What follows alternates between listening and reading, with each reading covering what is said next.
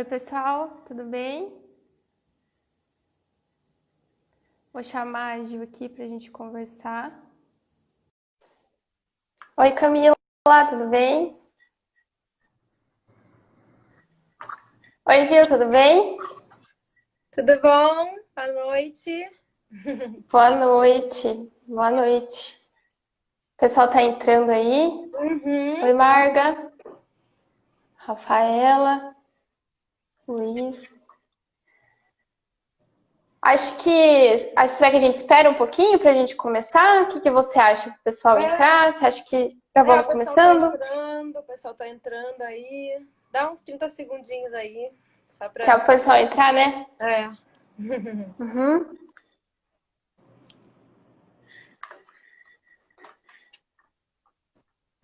Boa noite, Rafaela. Rafaela Aires. A minha irmã entrou aí, sempre, prestigiando. Boa Oi, noite. Gil. Rafaela é sua irmã? Não, Não. minha irmã tá aí, ó, Camila. Hum. Pessoal, a gente pode começar, de repente, se apresentando, né? Eu acho também, acho que você Iniciando. podia aí falar pro pessoal de você, quem que você é, o que você trabalha. Tá bom. Então, gente, meu nome é Giovana, né? Eu sou dentista, eu atuo no Rio de Janeiro e me formei em 99, ainda na PUC de Porto Alegre. E já estou aqui no Rio, agora tem 15 anos. E, claro, eu tive uma formação tradicional na odontologia, com todos os aspectos, né? Até uma excelente universidade e tal. E pratiquei muitos anos a odontologia de uma forma que a gente chama de convencional, né? Tradicional, acadêmica. Sempre muito preocupada com as técnicas, enfim, né? Está sempre atualizada. Porém, sempre existiu em mim um desejo um pouco maior de conhecer melhor, né, os processos do ser humano, o processo de saúde, doença, tentar fazer conexões, né, da boca com o resto do corpo. Para mim era sempre muito difícil atender um paciente e curá-lo apenas na boca, né? Dando dentes, refazendo dentes, corrigindo o sorriso e tal, que é muito bacana, mas eu sempre quis mais. E através dessa busca, dessa procura de como fazer isso, foi que eu cheguei na odontologia biológica, né? Na odontologia sistêmica, que na verdade é apenas um olhar diferente, não é uma especialidade, né? Dentro da odontologia, ela não existe como especialidade, ela é um olhar em relação ao sujeito como um todo mesmo, para a gente não fazer mais essa compartimentação. Quando a gente recebe um paciente, a gente recebe um ser humano com todas as suas dimensões, né? E a partir disso eu comecei a estudar, né? Então comecei entrando em alguns pilares que sustentam esse estudo e esse entendimento, e a gente acaba começando a estudar sobre a toxicologia dos materiais que a gente usa na prática odontológica, né? Então, existe uma série de materiais que a gente começa a olhar de uma outra forma, que a gente foi ensinado a usar de forma realmente, assim, automática, sem questionar muito, né? Então, a vida Uhum. inteira, assim, então, assim, até se eu for pensar o que eu fiz lá para trás, eu digo, meu Deus do céu, como é que eu fiz tudo isso e botei tudo isso na boca dos pacientes dessa maneira que eu coloquei? Mas é isso, né? A gente vai aprendendo, vai melhorando. E a toxicologia e a bioquímica, então, começam a entrar nesse novo círculo enfim, objetos de estudo. E a gente acabou chegando... A gente fala muito do mercúrio, dos amálgamas, entre outros, né? Derivados de petróleo que existem nas resinas, os materiais que estão nos implantes, nas próteses, e o flúor, claro, que é um material extremamente difundido pela odontologia, usado pela odontologia em escala mundial. Defendido também. Ele acaba sendo um assunto que ocupa um lugar de destaque, até pela polêmica que o assunto traz, quando a gente começa a falar sobre um outro prisma, né? Então, isso exige bastante estudo, porque você tem que sair um pouquinho daquela ortodoxia, daqueles conhecimentos mais tradicionais, assim, e começar a realmente a buscar um pouquinho fora da caixa, digamos assim. Uhum. E E enfrentar uma comunidade também conservadora, né? sim, sim, bastante. Assim, é complicado você falar nisso, né? Mas quanto mais você estuda, você vai se embasando e você vai realmente percebendo que também tem muita gente que está dando as mãos, né? Que o objetivo no final, nossa, é puramente causar o bem para o ser humano, né? Melhorar a vida das pessoas, assim. Não tem nenhum interesse em remover, por exemplo, o flúor da vida das pessoas, né? A gente não ganha absolutamente nada com isso, né? E, enfim, E tem várias assim, questões que vem. Fala, e a querida. questão do flúor, por exemplo, vamos entrar na questão do flúor. Como que foi inserido? Por que que, a partir de que momento que, não, flúor é bom para o dente, precisamos colocar flúor na água? Por quê? Aonde que surgiu isso? Então, Mayara, como eu te falei, assim, eu acho bastante importante a gente começar contando a história do flúor, né, no mundo. Da onde que veio o flúor? A gente sabe que ele é um elemento da tabela periódica, ok? Mas como que ele surgiu no mundo, né, para consumo, para uso no mundo, né? Porque a partir da história do flúor, a gente consegue até contextualizar todo o papo que a gente vai ter, né? Se a gente começar falando do flúor como elemento agora na odontologia, fica meio desconexo. Então, contextualizando a história do flúor é o seguinte, né? A gente volta lá para 1901, olha quanto tempo, nos Estados Unidos, né? Que foi o primeiro país que começou a falar de flúor. Naquele tempo existia um dentista lá chamado McKay, eu até trouxe a fotinho dele aqui, olha que bonitinho. Olha como os dentistas trabalhavam. Bem jovem, né? Ele recém-formado, ele morava na cidade chamada Colorado Springs, lá nos Estados Unidos, e ele começou a observar que na cidade dele as crianças todas estavam com os dentes marrons, manchados, muito manchados, acastanhados, né? Ele começa a ficar muito preocupado com isso e começa a tentar pesquisar, né, de alguma forma. Ele, como não tinha respostas na odontologia dessas manchas, ele começa a chamar de manchas do Colorado, foi o primeiro nome que se deu para isso, depois eu vou chegar no que era isso. Então, ele percebeu que essas mesmas manchas não aconteciam em algumas cidades próximas. E ele disse, ué, por que está acontecendo aqui, nessa cidade, e nas cidades que estão aqui ao redor isso não acontece?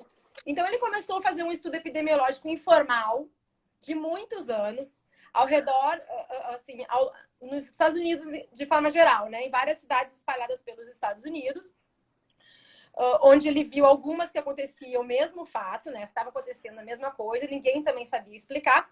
Então, ele começou a analisar o solo, o ar, a dieta e a água desses lugares. Isso tomou muito tempo da vida dele. E no final, a conclusão que ele chega é que só podia ser da água que isso estava acontecendo. Porém, ele não sabia exatamente o que na água causava isso, né? Ele tinha conclusão que era da água.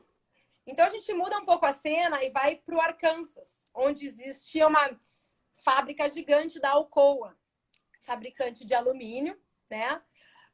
O que estava acontecendo lá, nessa cidade, eles usavam o minério bauxita, né, para produzir o alumínio. Inclusive, eles criaram uma cidade com este nome, né, para começar ali a funcionar a fábrica dele. Eles tiveram que perfurar o solo deles para fornecer água para aquela população. E eles começaram a ver que todas as crianças daquela cidade estavam ficando com os dentes com as mesmas manchas marrons. E eles já estavam sabendo da pesquisa do McKay também. Estava todo mundo com os dentes marrons. Eles começaram a sofrer uma pressão local e receber muitos processos jurídicos por conta disso, por conta da saúde das pessoas, dos empregados, da população ao redor. Eles falaram, bom, a gente tem que pesquisar o que está acontecendo aqui. Por que está todo mundo ficando com esses dentes marrons? O que está acontecendo? E os processos em cima, então os próprios químicos deles, né? Eles na época, assim, eles investiram em novos aparelhos para fazer esses estudos e descobriram, então, depois de muitos estudos, que existia o elemento flúor presente na água. Tá? Então, claro, em altas doses, né? Então, ele e o McKay lá começam a trocar, né, figurinhas, né? E chegam à conclusão que é o flúor. Ao mesmo tempo, na Europa também já tinha um outro dentista chamado Roholm, que também chegou à mesma conclusão através da indústria de fertilizantes que existia lá. Estava todo mundo ficando com os dentes marrons, né? E também, ao redor daquelas fábricas de fertilizantes, o bioma ficava completamente destruído, né? Os animais morriam, a vegetação não crescia, os empregados começaram a ficar doentes, ter problemas ósseos, problemas de fraturas ósseas. Então, assim, vamos lá, final da década de 30, o flúor era tipo a pior notícia que podia existir. O flúor era realmente um veneno. Um vilão. Um vilão para a saúde humana e para a saúde ambiental. Uhum. Então, vamos lá, estamos ali em 1930, o flúor, meu Deus, o que vai se fazer com isso, né? O pessoal da indústria mineradora e de todo mundo de cabelo em pé. Né? Então surge uma reviravolta através de um outro dentista americano de uma outra cidade, que é o Trendley Dean, é o nome dele. Esse cara, ele também estava vendo essas manchas, mas ele fica sabendo que essas pessoas que o McKay observou que estavam com os dentes todos marrons não estavam tendo cáries. Tá? Ele sabia que o acometimento por cáries desses pacientes do McKay realmente era menor. Ele trabalhava na época, era um dentista que trabalhava para o exército, e era uma época em que as pessoas precisavam ir, né, entrar nas fileiras do exército para ir para a guerra, e eles tinham inúmeras baixas por causa de cáries. Então ele começa a dizer, peraí, eu vou usar esse tal de flúor para diminuir a cárie dos soldados, né, e a gente mandar esse povo todo para a guerra. Ok. Enfim, então, o que acontece? Começa a se estudar um novo, assim, que teor de flúor é possível para eu evitar essas manchas e reduzir a cárie, né? Começa então a ter esse tipo de pesquisa, né? Na época, inclusive, foi o Trendley Dean que deu o nome de fluorose para essa doença, que acontece por causa dessas manchas. Isso, exatamente, tá? Uhum. Bom, então eles começam a fazer essa pesquisa, né? Outros dentistas começam a entrar no páreo, começam a querer pesquisar, começam a querer se interessar, lógico, por esse milagre, né? Porque a cárie era um problema importante, né? Nessa época, muito importante. O Dean esse dentista acaba virando uma pessoa importante de um órgão importante de pesquisa odontológica ligado ao governo, né? Então, na verdade, ele acaba se tornando a pessoa que foi responsável pela primeira cidade floretada no mundo, que é uma cidade... Que foi nos Estados Unidos. Isso, tudo nos Estados Unidos. Eu tô usando os Estados Unidos porque é o modelo que a gente copia e foi onde começou, tá? Então, se chama, essa cidade chama Grand Rapids, né?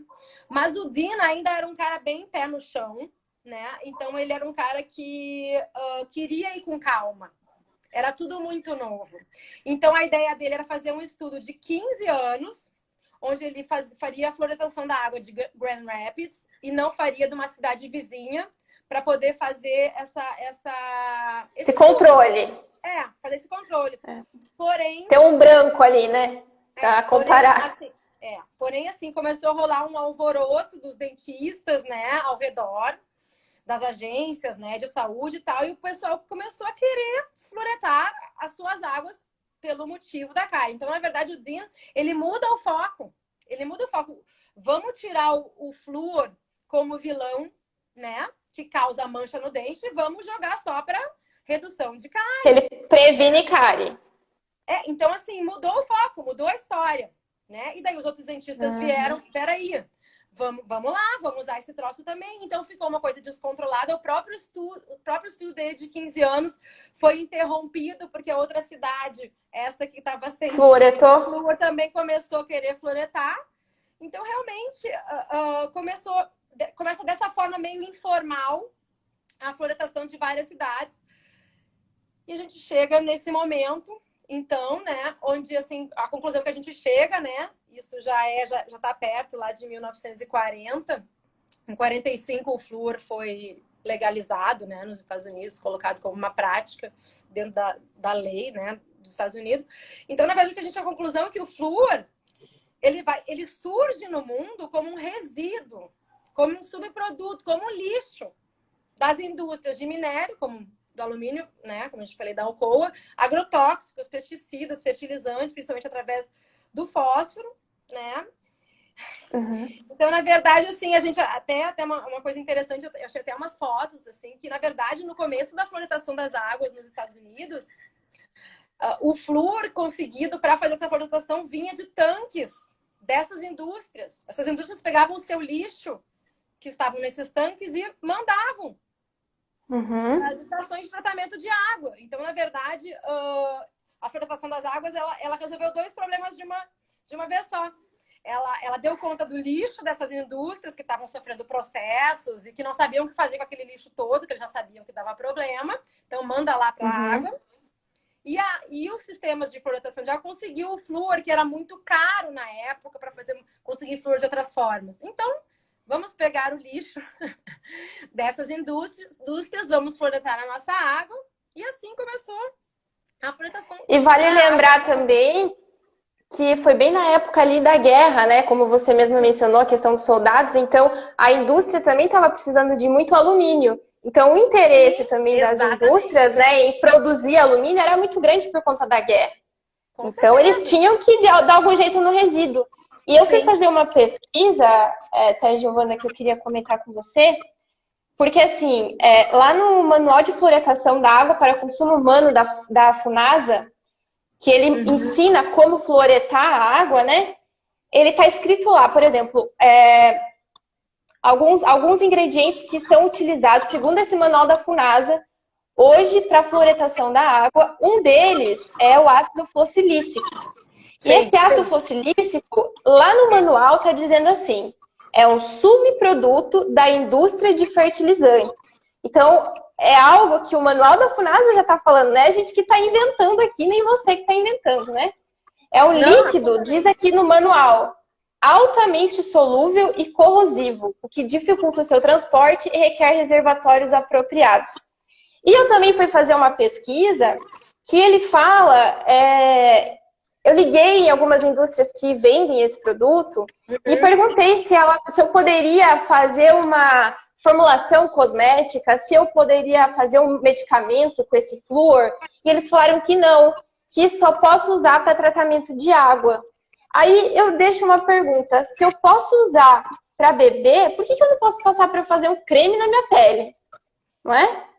São muitos questionamentos, Mayara, que ainda vão surgir aí no caminho, mas a gente começa a realmente a tomar partido dessas informações, né? E os questionamentos começam a acontecer, né? Então, assim, a gente fez ali um esboço do histórico, do surgimento do elemento flúor, né? Só para trazer para o Brasil um pouco, né? Apesar de a gente copiar absolutamente o modelo americano, né? No Brasil, a primeira cidade fluoretada foi no Espírito Santo, cidade de Baixo Guandu. E em 75 isso vira uma lei. Em 74, 75 vira lei no Brasil. 74. Né? Então, assim, como você falou sobre a questão da FUNASA, eu vou colocar então uma outra observação, que o flúor, ele é considerado um medicamento pela Organização Mundial de Saúde e considerado uma droga pela FDA. Tá? Então, daí entram alguns questionamentos a partir disso tudo que a gente falou, né? Se é um medicamento, né? Se realmente é um medicamento. Então, eu realmente não posso exercer o meu direito individual de livre escolha se eu quero consumir ou não esse medicamento, em que dose eu vou consumir esse medicamento. É absolutamente compulsório, né? Se eu estou consumindo água do abastecimento urbano, eu vou consumir o flúor. E a dose não sou eu que estou resolvendo. Não é a dose que eu preciso, não é a dose que meu filho precisa, não é... Eu não sei, né? Então, assim, a gente tem que realmente pensar em outros aspectos, né? E além de outros aspectos, por exemplo, importantes também, assim, se eu sou uma criança, se eu sou um adulto, se eu tenho alguma vulnerabilidade de saúde, se eu estou doente, se eu tenho questões renais, eu vou consumir a mesma dose de flúor. Então, não existe uma individualidade na fluoretação da água, entendeu? Outro aspecto que eu acho bastante importante é que o flúor, ele não é um elemento essencial a nenhum processo biológico humano, né? Ele não participa de nenhum processo realmente do corpo humano natural, né? Biológico, como é, por exemplo, o cálcio, o magnésio, o iodo, né? Outros elementos que a gente conhece. Então, o flúor, além disso, ele se acumula no corpo, ele se acumula nas glândulas, ele não é totalmente eliminado. As crianças ainda têm mais dificuldade de eliminar, né, o flúor. Então, assim, a gente tem que realmente assim, pensar em vários aspectos, né? Assim, olhar só pelo prisma da odontologia, assim, mais tradicional, a gente acaba não conseguindo, né, ter esse ângulo, esse prisma para ver tudo isso, né? Sem contar a questão de falta de vigilância, de controle do teor de flúor que está chegando na nossa casa, ou de ter pesquisas, por exemplo, ao longo do tempo, de efeitos colaterais que esse flúor que a gente recebe possa ter nas pessoas, nos órgãos, no sangue, né? Então, assim, realmente não existe esse tipo de estudo. Eu trouxe até um mapa aqui que eu separei aqui hoje, que é sobre as cidades que são realmente, assim, no Brasil, né? Onde realmente existe vigilância desse flúor de fato, através de um controle sério, de programa de vigilância. Eu vou tentar mostrar para vocês aqui. Onde está pretinho, bem pretinho, é onde tem vigilância de como está o teor de flúor. Então, vocês observam, por exemplo, região norte e nordeste. Gente, é bem falho. Não tem controle, entendeu? Então, são coisas que a gente tem que pensar. Eu vou falar mais à frente também que, assim, como a gente já tem o flúor natural na água, né? O flúor artificial, ele vem adicionando, né? Então, assim, qual é o flúor natural da água tal, de tal estado, de tal cidade, daquele manancial? Então, assim, tudo isso tem que ser observado. E sem contar que isso muda. Questões geológicas podem alterar o teor de flúor natural que vem daquela água, né? Então, são questões que a gente tem que pensar. Eu acho que, assim, a maioria dos países do mundo, né, você sabe, não floretam. Não floretam a água, pouquíssimos países. Acho que na Europa só a Irlanda, uma parte dos Estados Unidos, da Inglaterra e da Espanha, né? Assim, são pouquíssimos. Acho que eu tenho um mapinha aqui também dos países que floretam a água. Então, assim, acho que é importante a gente frisar que a gente vai bater esse papo aqui e que o foco principal é a floretação da água, por ser compulsória, por não nos dar... Por eu não ter escolha, né? Exatamente. O flúor, quando você opta por ele através do seu dentifrício, do seu antisséptico, de um dentista que usa flúor, você tem a opção, né?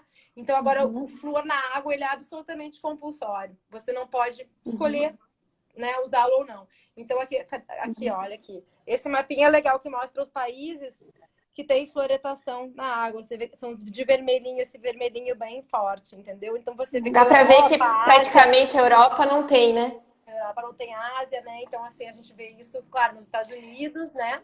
Enfim, Brasil... E uma coisa também que a gente... Isso a gente tá falando só da água, né? Porque o que a gente come também tem flúor, né? Sim, sim.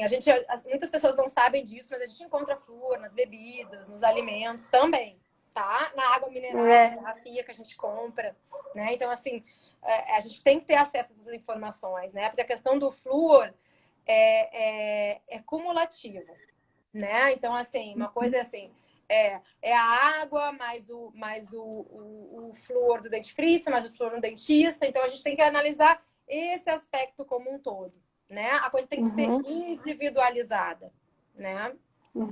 E como você falou, é o poder de escolha que não nos dão poder de escolha, né? Isso. A Elisa tá falando aí teflon, tintas de parede, exatamente. E aí, Gil, eu queria ir para a questão da alteração, né? Porque teve alteração na legislação do que era permitido. Até então era considerado seguro, a partir do momento não é mais seguro. Eu lembro muito da questão do chumbo na gasolina, né? O chumbo na gasolina era ótimo, não fazia mal porque existia chumbo na natureza. Aí um monte de gente sofreu com tanto tempo. E aí? Que valor que era? Você pode comentar um pouco pra gente? Sim, assim, esse valor ele foi sempre sendo reatualizado, reestudado ao longo dos anos, desde que se começou, foi modificado várias vezes, né? Mas a gente tem um órgão que é um conselho, né? Que é o National Research Council, que é dos Estados Unidos, que também a gente acaba seguindo muito, né? Em 2006, que foi o último encontro deles, eles realmente reduziram pela metade esse nível, né, de flúor. Eu queria só deixar claro que ele não é um órgão ligado à odontologia, mas a relação a contaminantes, possíveis contaminantes da água de consumo. Então, ele estuda efeitos adversos de elementos adicionados à água, né? Então, eles, através de um estudo gigante, onde eles pegaram todos os estudos que existiam, eles concluíram que tinha que diminuir isso. Em 2006, eles diminuíram pela metade, né? O que seria permitido, que seria ideal para não ter efeitos tóxicos e adversos pelo flúor na água de consumo. Então, essa dúvida, essa questão que a gente fica. Então, até 2006, o que estava se consumindo? A gente estava sendo intoxicado pelo flúor? Entendeu? É uma questão que fica, realmente, né? Então, assim, esses documentos, inclusive, eu queria falar que se alguém quiser qualquer um desses documentos ou desses dados que a gente está trazendo, pode pedir, pode chamar no inbox, que assim, eu tenho artigos e números, enfim, eu posso ajudar quem tiver realmente interesse em se aprofundar um pouquinho mais, tá bom? Tá. E assim, outra coisa também, porque eu acho que muita gente que está assistindo a live deve ter a seguinte pergunta, tá? Como é que ocorre esse processo de formação da cárie? Porque o flúor, no começo você falou, viram que as pessoas que tinham fluorose tinham talvez até uma menor resistência. Como é que forma a cárie? Aonde que o flúor entra nisso? Você pode explicar um pouco desse mecanismo para que eu entendendo o mecanismo, talvez as pessoas possam entender como talvez o flúor age, sabe? Sim.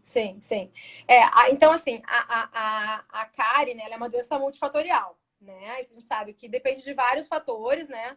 Eu colocaria os nutricionais como um aspecto muito importante, mas também hábitos, né, e comportamentos do paciente e a própria resistência, né, desse paciente.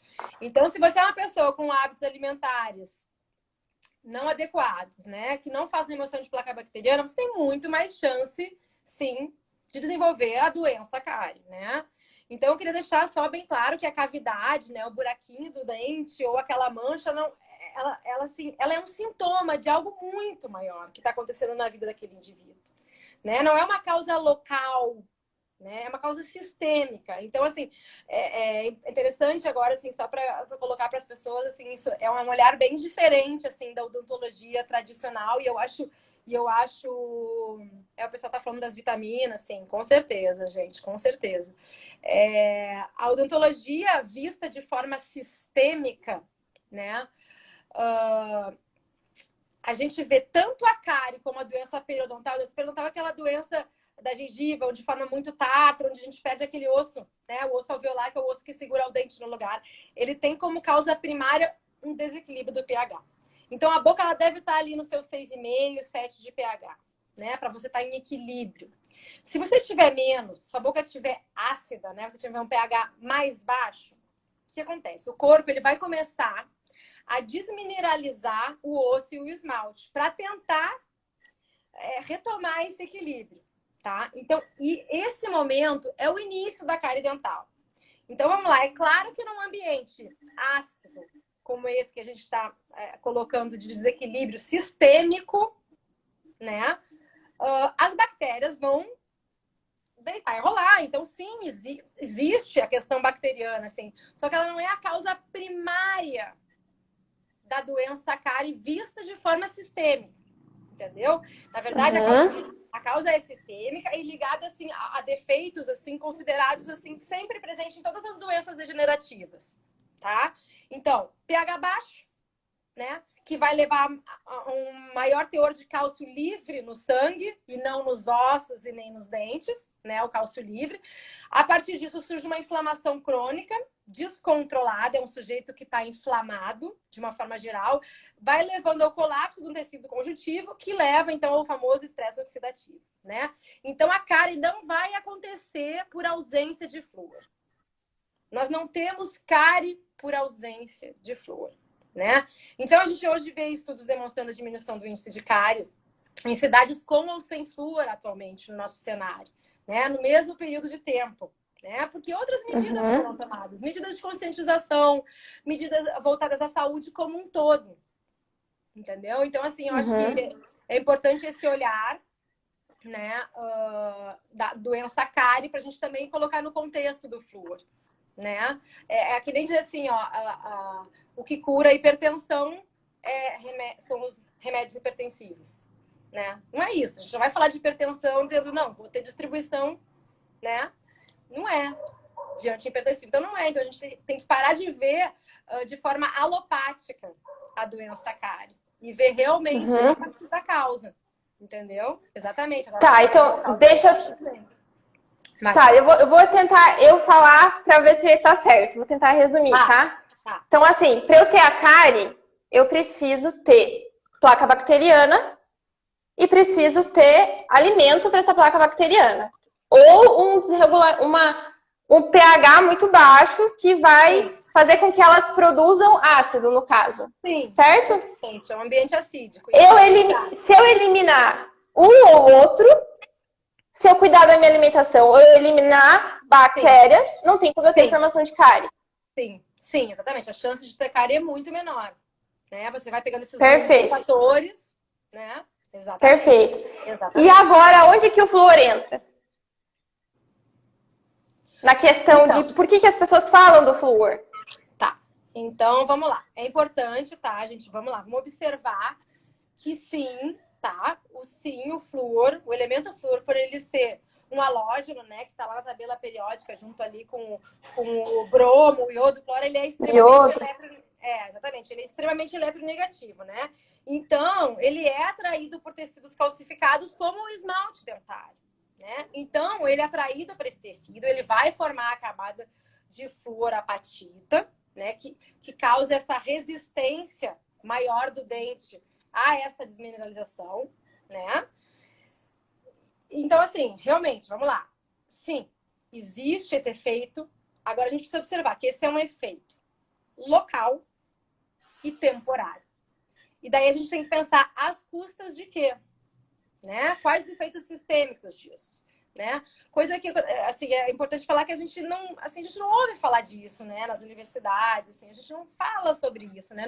Assim, quando a gente fala de toxicologia do flúor numa universidade, acho que eu lembro de ter tido, assim, metade de uma aula sobre isso. Entendeu? Falando de fluorose. Apenas da fluorose, que são essas manchas, né, no dente. Então, assim, vamos lá. Meados do século passado, né, como se via o mundo nessa época, não se tinha esse conhecimento, nada, não existia produtos fluoretados, né? Ainda não existia no começo, quando a gente estava vivendo aquela época, enfim, época de guerras, né, e tal. A gente realmente viu, né, um efeito grande da fluoretação da água de forma compulsória. Se viu, sim, uma redução muito grande do número de cáries, né? Nessa fluoretação massiva. Então, isso sim ocorreu, né? Principalmente quando a gente fala em saúde pública, né? A gente tem que falar de saúde pública. Porém, atualmente, a gente já não observa da mesma forma, né? A gente já vê estudos, tem um estudo esse aqui que a gente, né, lembra que a gente até falou, que é um estudo feito em 30 anos mostrando, né? Países com e sem flúor através do tempo, e a gente vê que os números, né, realmente são muito parecidos, né? Hoje o entendimento é maior. Então, se a gente começa realmente a considerar, né, fatores nutricionais, todos os fatores comportamentais que a gente citou, a gente vê que o problema do cárie não é falta de flúor, mas sim, tá? O flúor aplicado localmente ali naquela situação, ele faz uma reversão daquele quadro por provocar uma mineralização, né? Por pegar o cálcio e puxar para aquele tecido ali. Entendeu? Então, sim, ele faz a resistência dos dentes. A questão é as custas de quê? E será que não tem como eu entrar na causa deste problema de fato para resolver? Até tem uma pergunta ali, Gil, que tá falando assim: sempre levei minhas filhas já adultas a aplicar flúor no dentista. Tenho 2 filhas de 10 e 6 anos. Pelo que vocês estão falando, não preciso levá-las, pois a falta dele não é causa de cárie. Realmente não é causa de cárie a falta de flúor, né? Absolutamente. Absolutamente. Não há necessidade nenhuma. Não há necessidade nenhuma de fazer. Claro, assim, e até depois a gente vai falar dos outros problemas, como você diz, os problemas sistêmicos, né? Sim. E como o ser integral, olhando para o ser humano integral, e a gente vai ver, é o que você fala, as custas de quê, né? Porque a gente vai ver todos os problemas atrelados ao uso do flúor. Sim, né? A gente tem que... É isso, assim, tem que ser um dentista, assim, que saiba realmente enxergar esse paciente, né, de uma forma maior, entender por que esse paciente está passando por esse processo de desmineralização, de cáries, por exemplo, né? Entender a causa disso, né? Então é a mesma coisa E, do que eu falei da hipertensão. Se eu não mudar o hábito desse paciente, por exemplo, né? O paciente chega no cardiologista com uma super hipertensão, se eu não vou mudar nada de hábito desse paciente e apenas vou prescrever remédios, eu estou tratando esse paciente? É a mesma coisa. e, O tratamento é muito e Gil, parecido. por que que você acha que os dentistas, né, são tão defensores do flúor? Como que é a questão da faculdade, eles abordam isso? Por que que eles defendem tanto o flúor? Então, assim, é tudo uma questão, né? Como eu falei, né? A gente vem de uma escola alopática já, né? Isso desde o começo do século passado, quando mudou muito, né, o ensino nas universidades, assim. A gente quer algo milagroso para resolver os nossos problemas, né? A gente quer uma pílula que resolve e eu não precise mudar meus hábitos, né? Sem contar na questão toda da indústria farmacológica, de todo um status quo que já existe. É muito difícil mudar realmente. Assim, a gente causar qualquer tipo de mudança sempre não é fácil dentro de um sistema todo, né? Que é imenso, se a gente for pensar, né? A questão do flúor. Assim, sim, academicamente isso não é falado. A gente sabe, inclusive, de colegas. Eu tenho colegas dentro da odontologia biológica que já enfrentaram problemas, assim, por serem professores de universidade e tal. Enfrentaram problemas porque começaram a levantar essa bandeira e tal, porque o sistema não está preparado para ser questionado, entendeu? Então, assim, eu acho que alguém ali falou de estudos, né? Sim, gente, sim, realmente podem me pedir estudos, tá? Eu conheço todos os estudos que falam do flúor, né? Da segurança, enfim, de como utilizar coisas todas. Alguém falou do Dr. Jaime Cury, conheço o trabalho dele e tal. Então, realmente é um outro olhar, né? Um olhar sistêmico, né? Mas a gente pode pedir artigo. Eu tenho muito, inclusive a gente pode depois passar o site para eles, Maiara, né? Do Fluoride Alert, Alert.org, que tem muito estudo para todos os tipos de foco, entendeu? Para quem quiser Sim. interesse em todos os aspectos. E Gil, você pode mostrar de novo esse gráfico que você mostrou ali, só para a gente citar alguns exemplos? Esse do. Isso mesmo. Então, ali, ó, para a gente ver, por exemplo, Itália, Japão e Bélgica, que são os azuis, né, eles não fluoretam a água. E eles tiveram um índice, né, de decaimento de cárie, né, de índice de cárie, tanto quanto a Nova Zelândia, a Austrália, a Irlanda e os Estados Unidos, que caíram também o aparecimento de cárie. Então, por que que nos países que não a água não é fluoretada, caiu também a incidência de cárie? Né? Isso são dados da OMS, né, que o Fluoride Alert pegou, não é? São dados da OMS, sim. Então, assim, a gente entende, né? Até quando eu contei a história lá no começo dos dentistas que começaram a querer muito flúor na sua água para poder, né, começar a diminuir o índice de cáries da sua cidade. Todos esses dentistas na época sabiam que a questão era nutricional, era comportamental, mas a gente sabe que o trabalho para mudar isso é muito maior, leva mais tempo, exige um esforço político e econômico, né? Muito importante, né? Existe um engajamento dos mais diversos órgãos, agências e profissionais. Então se torna mais simples essa pílula mágica. Que não é tão mágica assim, né? E Gil, você falou. Depois, não, que mandaram dar o flúor pro bebê de 1 ano e 5 meses. Espero que você não tenha dado. Só isso, Pois né? Eu sei. Ô Gil, Fala, meu amor.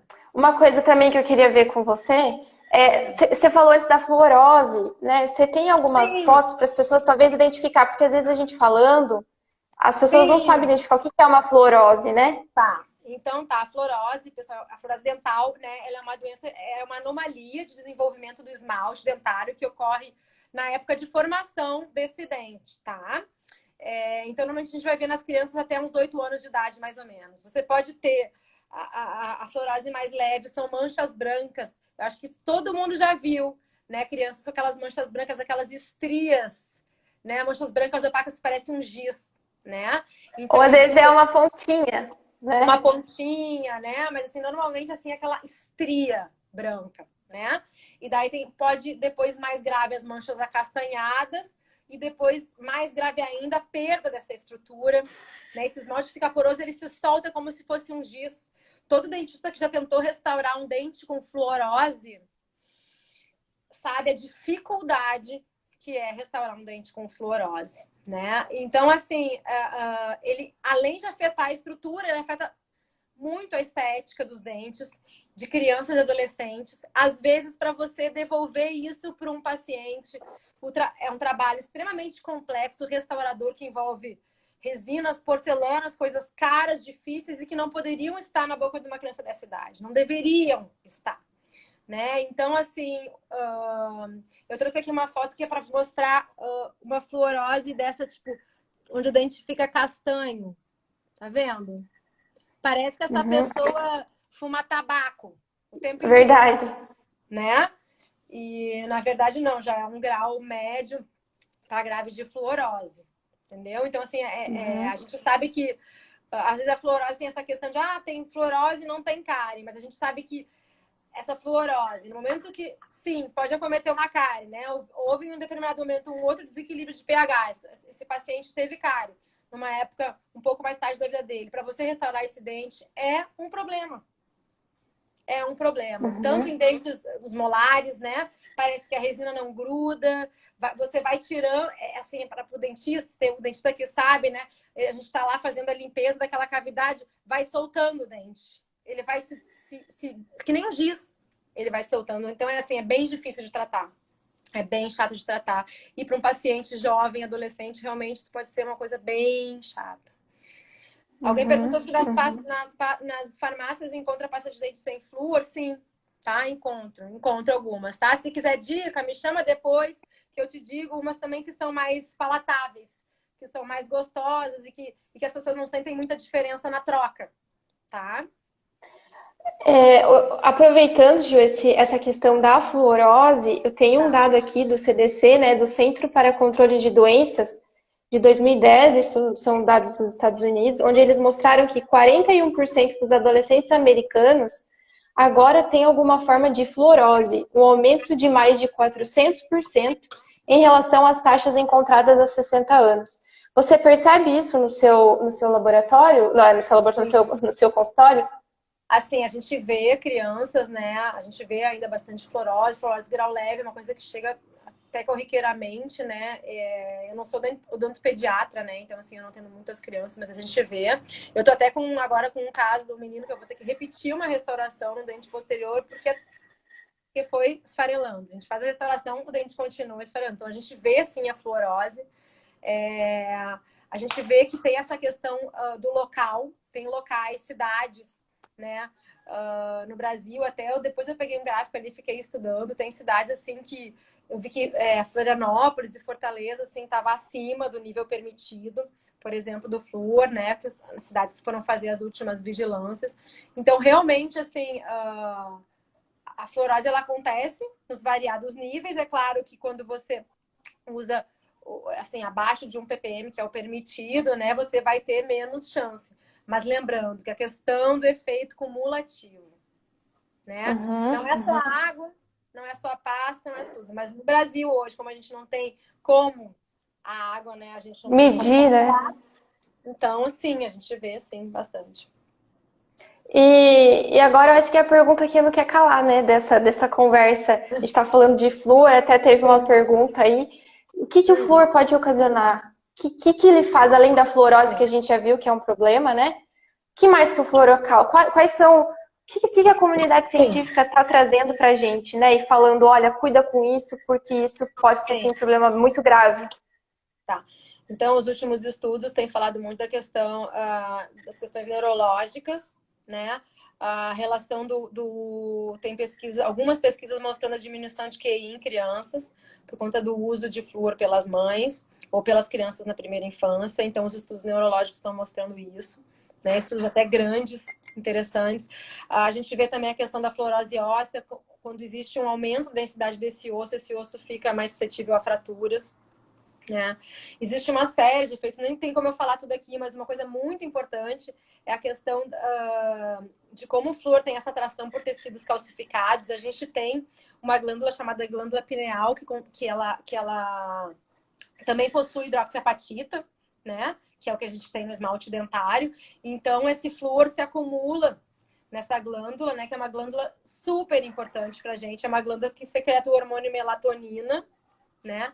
E a melatonina é responsável pelo nosso ciclo circadiano, é responsável pelo nosso sono e vigília, tão importante para todas as outras funções que a gente desempenha na vida. Então, realmente, isso é uma questão importante. Tem inúmeros estudos mostrando essa calcificação da pineal.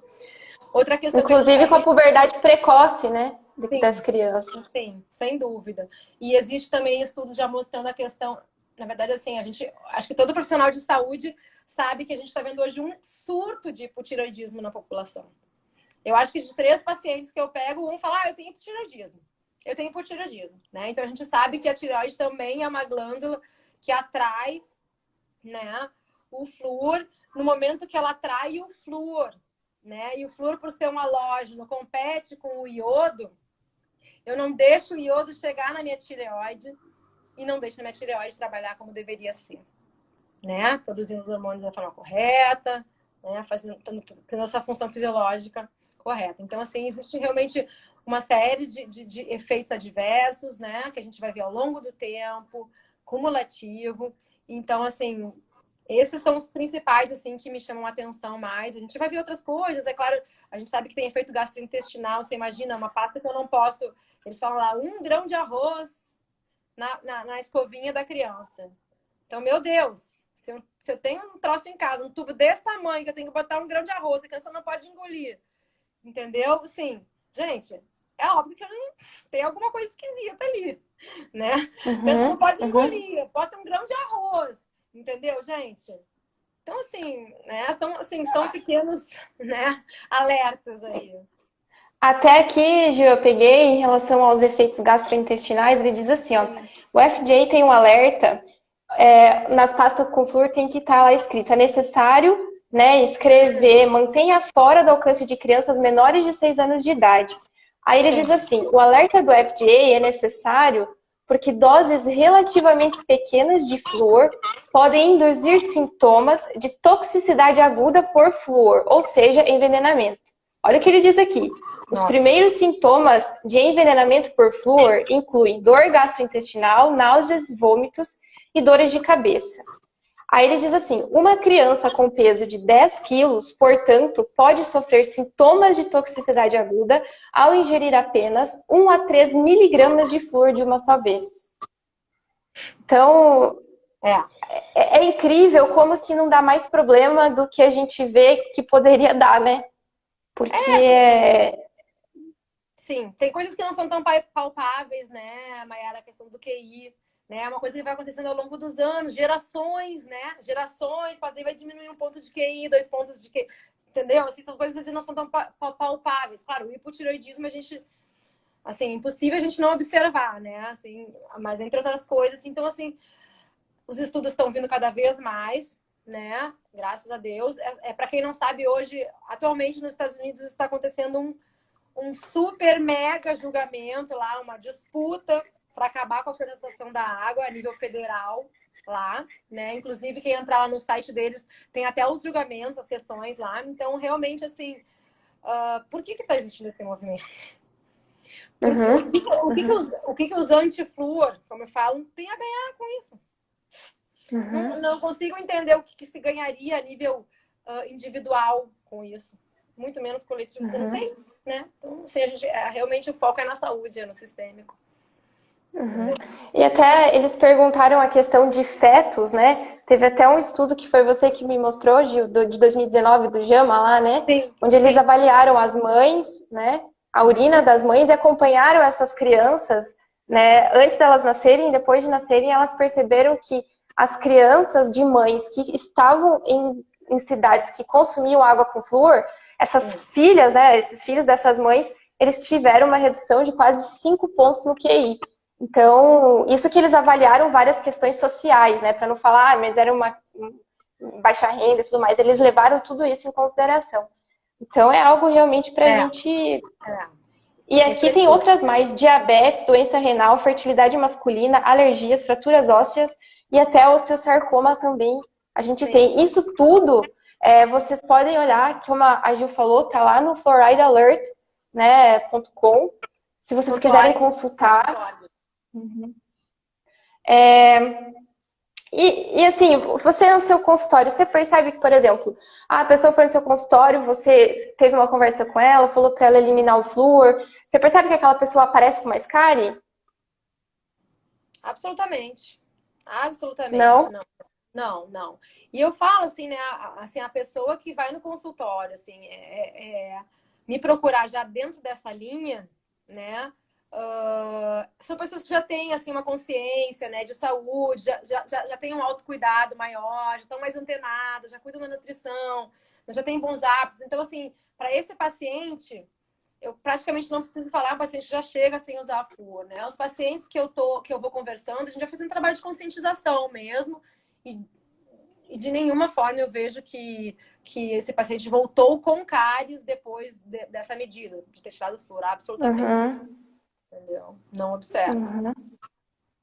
E até tem ali, né, um comentário, né? Nas escolas sempre nos foi cobrado a aplicação de flúor semanal nas crianças, né? Eu lembro que me davam um copinho de plástico para fazer bochecho, né, na escola. Então, é algo que vem intrínseco, né? A gente aprende que isso é bom. Então, para a gente realmente sair fora da caixa, é difícil. E a questão de pasta de dente? O que você fala? Você aconselha, agora falando de você como profissional, você aconselha usar pasta de dente sem flúor? Mas pastas caseiras funcionam? O que você diz disso? Existe uma série de opções hoje, de acordo até com o gosto de sabor da pessoa, né? Tem marcas comprometidas, marcas que eu indico, que eu aconselho, são sérias, né? Então, inúmeros, eu posso dar algumas dicas depois por fora ali para quem quiser. E as marcas caseiras, assim, como assim, a remoção mecânica da placa é o mais importante, né? Você fazer um bom uso da escova e do fio dental. As formulações caseiras, eu aconselho que a pessoa cuide só, assim, para não usar nenhum elemento muito abrasivo, como argila ou bicarbonato em excesso, para não abrasionar o esmalte, que a gente quer manter aquele esmalte ali, né? Mas se for que não machuque mucosa, gengiva, né? Porque não é o objetivo. Então, assim, se for algo palatável, né? Que dê prazer ao momento da higiene, que eu acho que a pessoa tem que gostar daquele momento da higiene, ela pode experimentar suas receitas, né? Observando esses fatores, né? Nada que cause malefício, principalmente as mucosas, nada, né, que vá realmente ferir ou causar algum tipo de erosão. Mas eu tenho pacientes que gostam muito também, não tem cárie, enfim, higienizam da melhor forma, entendeu? E sim, então, eu posso usar uma pasta caseira, não tem problema. Como? Eu não trabalho mais com flúor de forma alguma no consultório, entendeu? Então, você não usa flúor na sua casa? Você tem filha pequena, que eu sei, ela tem cárie, ela usa flúor? Não, nunca teve nenhuma cárie, não usa flúor e ela fala, mamãe, tem flúor, que horror! Então não usa mais o flúor, não usamos de forma geral o flúor e, enfim, ela nem sabe como é que é uma pasta com flúor. A Gabi falou da pasta dental da Ozone Care, é muito boa, ozonizada, muito boa mesmo. Excelente, excelente lembrança. E assim, tô vendo a live agora, me interessei, penso que quero eliminar o flúor da minha vida. Ah, sim. Bom, como que faz? Vamos lá. Então, infelizmente, assim, no Brasil, se você tá numa cidade onde tem tratamento da água de abastecimento, para você conseguir ter na sua torneira, na sua casa, uma água sem flúor, você vai ter que adquirir um flúor de osmose reversa, que é um flúor, infelizmente, ainda caro, mas que está barateando e está barateando cada vez mais, tá? Esse filtro vai eliminar o flúor da sua água de abastecimento, tá? Vale lembrar que o filtro de barro não elimina, né? Nem esses filtros comuns não eliminam o flúor. Nenhum outro flúor. E daí, claro, você optar por opções de dentifrício, de antisséptico sem flúor, consultar um dentista biológico que tenha essa consciência, né? E você consegue ali ter eliminar o flúor, né? Se for o caso da sua vida. Mas, assim, tem que cuidar também as águas minerais também, algumas, né? Várias contêm flúor. Então, tem que ler lá que tá escrito, tá? Então, a gente também tem que cuidar disso. Fora alimentos, que a gente já falou, bebidas e tal. Mas filtro em casa é o filtro de osmose reversa, tá? Que são empresas especializadas. Certo, então seria colocar um filtro colocar um filtro pra gente eliminar o flúor da água. Sim. E eliminar a pasta de dente sem flúor. E o enxaguante bucal? Se eu tenho o costume de usar enxaguante bucal. Olha, assim, o que eu recomendo para os meus pacientes que têm esse hábito, assim, até uma coisa bem interessante essa técnica, é um bochecho que a gente chama de oil pulling, que chama técnica de Karashi ou oil pulling, né? Você vai fazer esse bochecho com um óleo de coco de boa qualidade ou um óleo vegetal, né? De boa qualidade, pode ser um óleo de gergelim, de girassol que você tem em casa. Você vai fazer esse bochecho em jejum, né? Você não precisa fazer aquele bochecho depois da escovação. Você vai pegar pode ser uma colher de sopa de manhã em jejum, você vai colocar uma colher de sopa na boca e você vai fazer um oil pulling, que é um puxar e empurrar esse óleo de coco através dos dentes, assim. Bem assim mesmo. Meio que passar entre os dentes.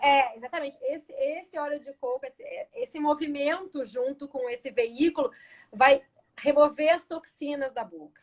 Entendeu? Então, isso é amplamente usado, inclusive pela medicina ayurvédica, né? Então, você vai fazer isso, vai ser a primeira coisa que você vai fazer. Isso, o ideal é você fazer isso entre 10 e 15 minutos ou até essa musculatura aguentar. E ele remove tantas toxinas, né? Ele remove tantas...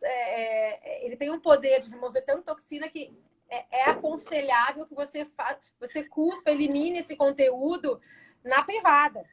Nem ponha na sua pia, para poder eliminar. Esse bochecho tem que estar já branquinho quando você cuspir, saponificado. É sinal que você fez, você corretamente. puxou até quando precisou mesmo. Entendeu? Legal. A gente tá com então, aí. A gente tem que terminar a live, infelizmente. Então Gil, eu agradeço muito você ter falado com a gente aqui no Universo. Obrigada. Imagina, obrigada, eu acho que tem... Realmente não tem preço tudo isso. Vamos continuar. Obrigada mesmo. Queria, assim, só como uma observação final. Gente, converse com o seu dentista, né? Procure saber se você tem cáries, por que você tem cáries, né? Não existe uma solução mágica para nenhum distúrbio que está acontecendo na nossa saúde. A gente tem que mudar o que está causando isso, né? A cárie, a doença periodontal e todas as afecções da boca também fazem parte disso. Então a gente tem que agora tomar partido da nossa saúde e não dizer, alguém me dá aí uma coisa que resolva magicamente todos os meus problemas, tá? Eu ia te pedir para salvar a live, porque eu acho que eu não me preparei para isso, então não sei se você já salvou, Mayara, para a gente deixar aí para botar depois no nosso... Não salvei, mas vou dar um jeito de salvar. Não, só porque às vezes, né, quem não conseguiu ver, é tão difícil a gente conseguir ter essa troca, assim, né, disponível, né, mas tem algum botãozinho aí que salva. Aonde que é, gente? Vocês me ajudam, por favor? Obrigada, gente. Obrigada pelo carinho aí de todo mundo que assistiu, tá? Eu tô super disponível para qualquer dúvida.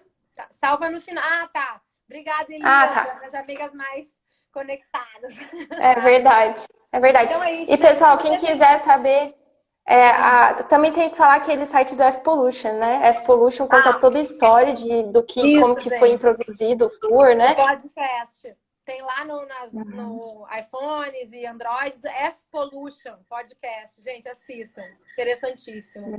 Tá? E é isso, gente. Assim, tomem partido da saúde, tem solução e ela vem realmente de uma consciência maior. Tá? Obrigada, Gil. Mayara, fica com Deus. Boa noite. Você também. Beijo. Beijo, até a próxima. Tchau.